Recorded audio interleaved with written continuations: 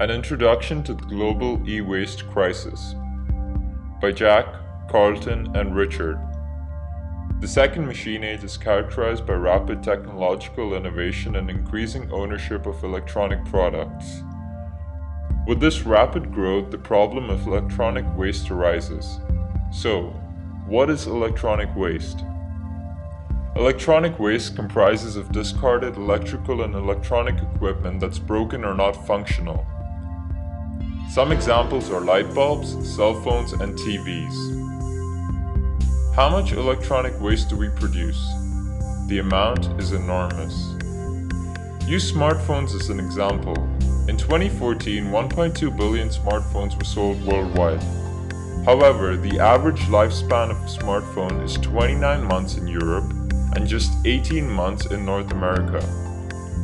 As people frequently replace their old phones with newer and cooler ones, hundreds of millions of old phones are thrown away each year. According to the United Nations, 41.8 million tons of e-waste was generated globally in 2014. That's enough to fill 15,000 American football stadiums, and this number is forecasted to grow by 50 million tons over the next 3 years. As the amount of e-waste generated continues to grow, e-waste processing is becoming a major technological, environmental, and ethical issue on a global scale. Currently, there are two general scenarios in handling e-waste. In most developed countries in North America and Europe, there is an official take-back system of e-waste under the country's environmental legislation. The waste is first collected by municipalities and retailers, then treated in advanced treatment facilities. These facilities adopt a complex but environmentally friendly recycling process.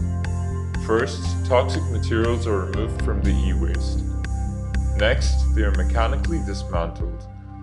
Lastly, they go through the process of metal refinery, plastic or battery recycling, and residue disposal.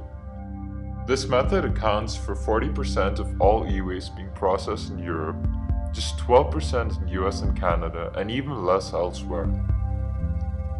In the second scenario, in developed countries, the rest of the e-waste is collected by private companies. It is then traded freely for recycling and foreign export. Although trade of second-hand electronic equipment between countries is legal, exporting e-waste to another country is illegal under the Basel Convention in 1992. The cost of processing e-waste in developed countries is approximately 10 times greater than exporting the same amount of e-waste to developing countries.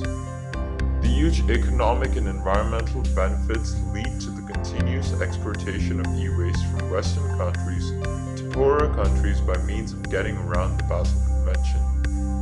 The US is the world's largest e-waste producer and exporter and still refuses to ratify the Basel Convention, claiming it violates their interpretation of freedom of trade. Canada, having ratified the convention, interprets it uniquely. Only non-intact e-waste is prohibited from foreign exportation. Intact, dysfunctional e-waste is able to slip through the loophole in the Canadian legislation and be exported to developing countries.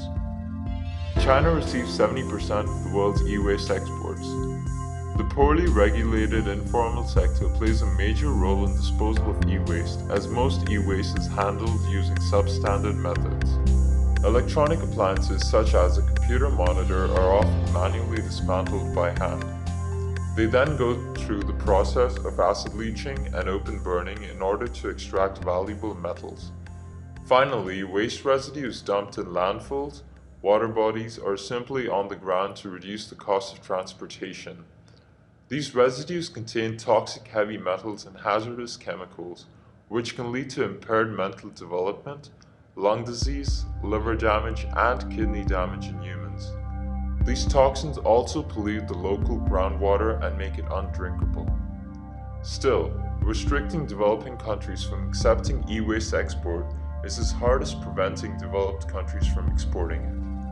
The economy of many towns and cities in developing countries strongly depends on the e-waste processing business. Almost all the people in these places are employed in the sector. Strengthening the environmental regulations or banning foreign import will definitely cause loss of revenue. In the worst case, this may also lead to structural unemployment and economic crisis.